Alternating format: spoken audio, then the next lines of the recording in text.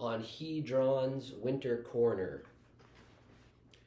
Wyatt M. Hedron goes to sleep in a relative's house, but it is not anyone he knows when he is awake, thus the family is not his own. Only by the sensation of his dream is it his family. Yet, in his dream, he sleeps as if there had been interaction with loved ones prior, and he feels embarrassed, but he cannot remember why he is there. He wakes up in the middle of the night. Lavender light is coloring the neighbors' houses. Hedron cannot see what is emitting the light, but the origin of the lavender light is somewhere up the street, beyond the wicked tree branches. There is a booming voice that is speaking loud enough to be heard across the city, but the young man cannot hear exactly what it's saying. He gets out of bed and crawls under the mattress. Underneath is a cage where a child might keep their toys. He notices a crash dummy, a plastic mannequin, lying on its side. It looks at Hedron with gray, human eyes and asks, "Are you Kilby?" The doll is friendly. Hedron tells it he does not understand what it means. They are both violet from the light outside the window. The mannequin asks, "You're going to stay here forever, right?" Hedron likes the doll enough, but he does not want to stay longer to find out what will happen if the figurine under the bed is displeased. Hedron gets to his feet. Then he walks to the door. When he opens it, the house is found to be warm and long shards of sunlight are entering the house from skylights. He goes down the stairs. A man he does not recognize tells him his daughter had a fit. "She did not want to eat salted quail eggs," said the man. The uncanny stranger hands Hedron a quail egg. The egg is unpeeled but has speckles of shell, so that no one could take a clean bite without eating shell. Hedron can't recall anything about this false family member, except that he has black sideburns. He takes the egg as if he cannot be bothered to wonder why an egg. "I don't blame her for not wanting to eat this," he tells the man of his daughter. He spots the girl who is supposed to be his daughter outside. She is swinging on a swing set. Wyatt M. Hedron goes outside and says hello to his daughter, who feels more like his cousin. He looks to a tree where there is a sign with a verse from Acts. He notices that the sign says on instead of in, and the error may make the message more effective. He keeps walking. There are brown leaves on the ground. All of a sudden, he is wearing a hat and sweatshirt. Hedron continues to walk and wonders if there is anyone else in the woods in this area. He sees a camp made where homeless might have been sleeping earlier in the day. Alas, Hedron gets a call on his phone. It is from a woman he knew in the past. She tells him that pipes are bursting all over Boston because of the freezing cold. Laundry rooms are flooding. Sinks are not giving water. People are losing their homes. Hedron runs back to his neighborhood and walks by a nondescript office building, looks in, and sees water pouring from the ceiling and spraying on the reverse side of the glass door. He makes his way home. Before walking down his street, Hedron stands at the corner for what feels like 12 years. None of the drivers are letting him cross as they drive. Then he walks and goes up the stone steps of his building, motivated. While inside his flat, he can have a more intimate conversation with his past friend. He calls her back.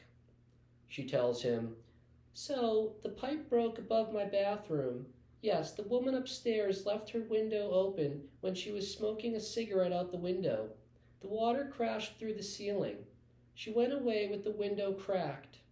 I'm going to sue her. 20,000. It will come to 15,000. I would take $10. It's the principle. How irresponsible." Hedron looks out his window and notices that people are running around with goods in their hands, and there is a river of water washing down Federal Street. He is warm and safe and decides to have lunch. He will have a big lunch early so that he can take his time to eat since he starts work in the late afternoon. Before he needs to sign into work, Hedron learns there was a devastating earthquake in Turkey, hundreds lost, buildings reduced to rubble. WHO, the World Health Organization, declares 4,000 dead. The total will be higher. Hedron reads headlines, then he inspects comments. Some suggest German scientists predicted a disaster like the 7.8 magnitude earthquake, but did not tell anyone. Comparatively, the pipes bursting in the cold are no disaster. He wonders if people feel more relaxed after remote natural disasters, since they are often misdirecting their concentration to worries or what-ifs, and a disaster gives them a subject. People are busy looking for hot water in his city. He puts on a crazy hat and shorts and he goes for a walk to the store. Hedron is wearing shorts in winter, and he feels that he looks crazy because his phone is heavy in his pocket and the phone weighs down his shorts. He decides that if he looks crazy, everyone in the city is crazy, too.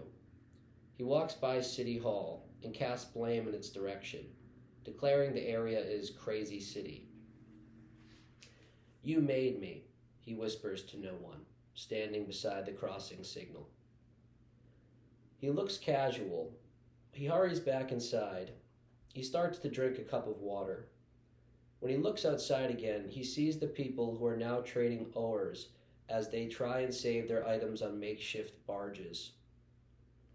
Another past friend messages him. She says her daughter was asking about him. He dotes over the message. His heart is enlarged.